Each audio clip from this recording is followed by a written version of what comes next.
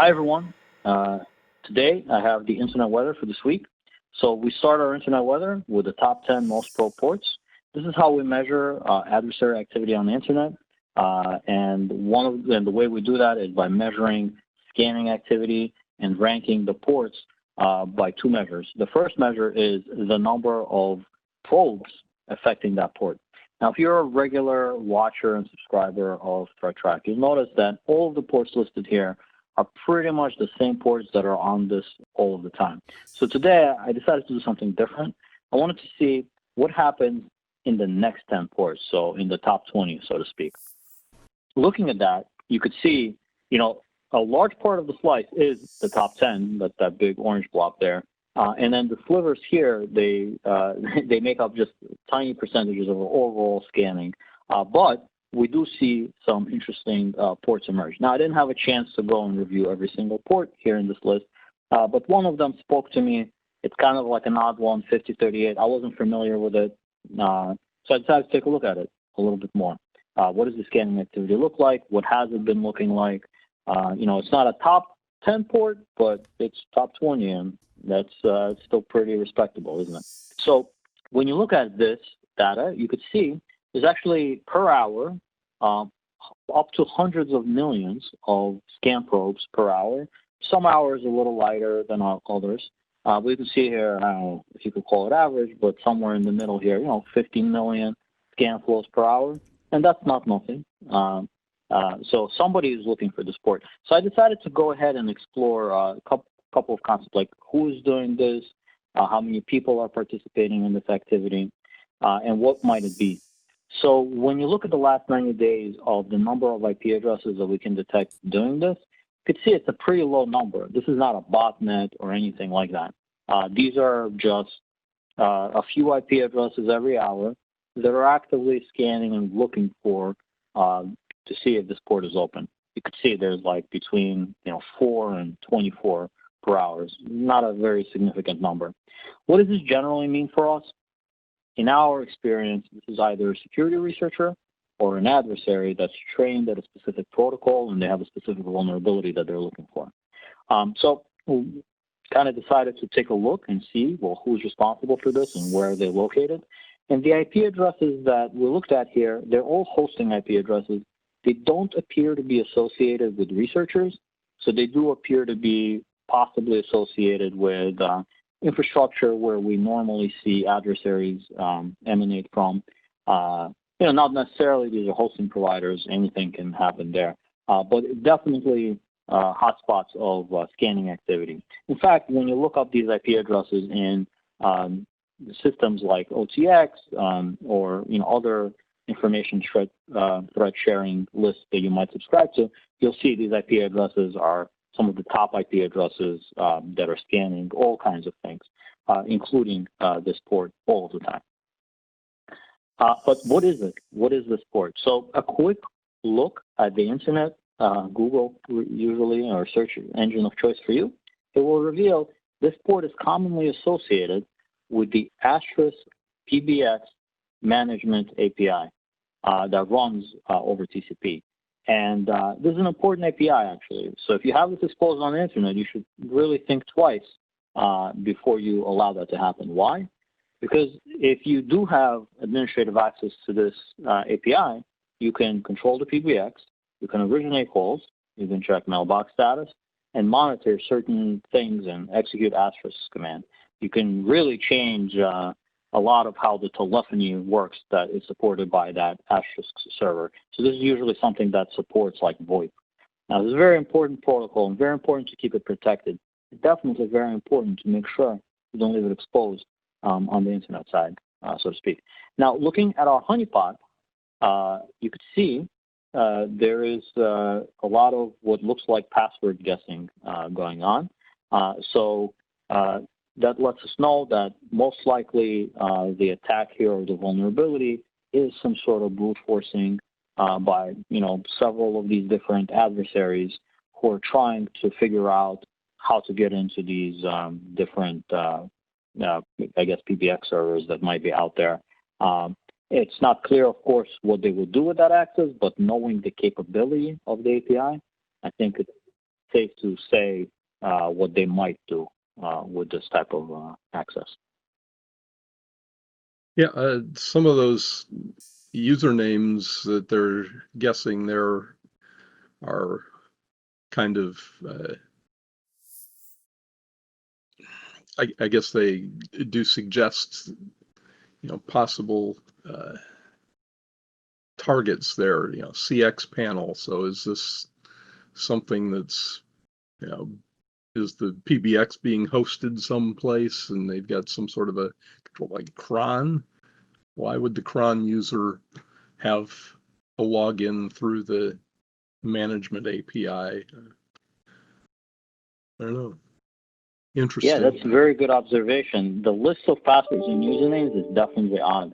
I always am curious about how bad guys set up these attacks, and I wonder if they have like these password lists of past compromises, or most likely lists of potential passwords that people use. And it kind of looks like maybe some of these are even from past compromises, or like, I know, Jim, you usually do a segment on the top 10 misused passwords.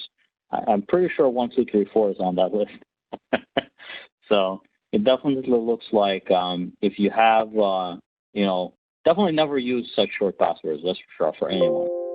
But there's some pretty intense ones in there, which I see have like characters and numbers that the adversaries have access to. So, yeah, I think the best protection here is don't expose any kind of sensitive administrative interfaces on the internet. That's the most important thing. So moving on, I'd like to cover the same kind of scanning activity, but from a different angle. So this is our second measure that we use, and we order the ports by the number of IP addresses doing the scanning concurrently on that for that port. And usually, this either identifies IP, ports that are of interest to like a particular botnet, or just very common ports that everyone is interested in discovering, or a lot of people are interested in discovering. And our friends 8291 TCP and 872 TCP, which we've covered numerous times on ThreatTraq before, have come up again, and they're pretty much in the top spot. So I want to take a look at and see like what's changed over the past 90 days in this activity. What does the activity look like today? Now, for those of us who may not be familiar with these ports, these are associated with two different management interfaces for MikroTik routers. So MikroTik is a very kind of well-known brand, I would say, or a well-known type of router, and it does get abused quite a bit because it is something where it's kind of freely available to distribution, and I think adversaries kind of know the vulnerabilities that exist there. In any case, this is what the activity looks like in terms of the number of flow records or the number of scan probes that exist out there. And you can see over the last 90 days, there's a lot of scanning. Again, 20 to 40 million scan flows per hour in the beginning of the 90 days. But here, more in the last like not 30 even, like 10 days or so, their volume of scanning has just kind of skyrocketed. You could see in terms of like how many flow records there are looking for these different ports. You can see most of that is attributed to increased scanning on port 8291 TCP instead of 8728, but they kind of go up together. So they're probably very related, and probably the same IP addresses are doing that. So taking a look at how many IP addresses are doing that, you could see that for a while, since we've been tracking this for some time, and you could see there's like 20,000 IP addresses in the beginning of the 90-day period. Then someone went on vacation because between August, 28th and September, 7 or something like that. So there's no scanning at all, actually. It's like no scanning on these two ports. But then it comes back, and you can see it's really picked up, especially recently here. Again, the number of IP addresses doing it. In some hours, as many as, like 100,000 or so IP addresses that were engaged in this kind of behavior. So I decided to do what I usually like to do. Who's doing the scanning?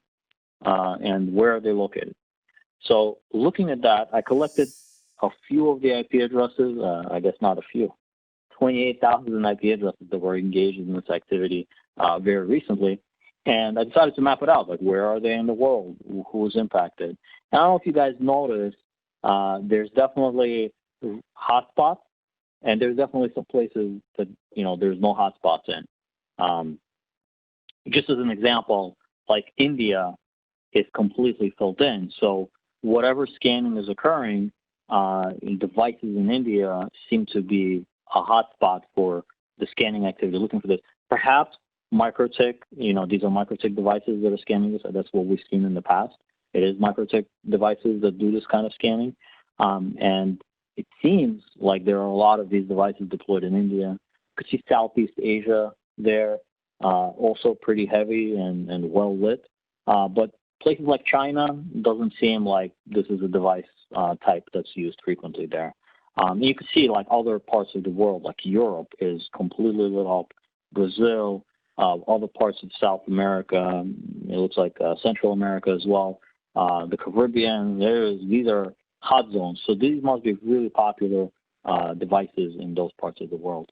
Now this is important because we started observing a lot, just like the story we did with the Tenda router. That router, we saw Mirai was setting up some sort of a SOX proxy. So we have been observing some malicious behavior related to compromised microtik devices that we've been studying lately. So if you're running a microtik router, or if you know a friend who's running a microtik router, you really just want to make sure that they don't have the administrative interface exposed on the internet side for that router, that they have the latest revision or patch of that router firmware available, and that it's not susceptible to any kind of like brute forcing or whatnot. So the passwords should be secure. So again, we already know this is microtik. There's plenty of these exploits out there. Decided to take a look to see what do we see in our honeypot. And you can see that on port 8728, it does look like potential brute forcing, where people like try to log in, and they may provide a credential before disconnecting. And on port 8291, it looks like a binary style protocol. It's a little more analysis is needed there to understand what's happening in that protocol, but it's certainly something strange and very, very likely related to the numerous 0 days that are available against this product, unfortunately. So I think that's it for the internet weather. Hopefully you guys appreciated learning more about the current state of threats out there. I think it's clear to see that the routers, infrastructure, especially small office or home office routers, are very targeted and potentially very vulnerable. So just keep in mind not to ever expose the administrative interface of your infrastructure device on the internet side, to make sure your passwords are secure so nobody can brute force their way in. And hopefully this will help to keep your network safe. Now, if you have more information about this, or if you'd like to hear other topics covered on ThreatTraq, or other vulnerabilities or other ports explored, do drop us a line, comment in the section below, and we'd be happy to hear from you and see if we can cover the topic.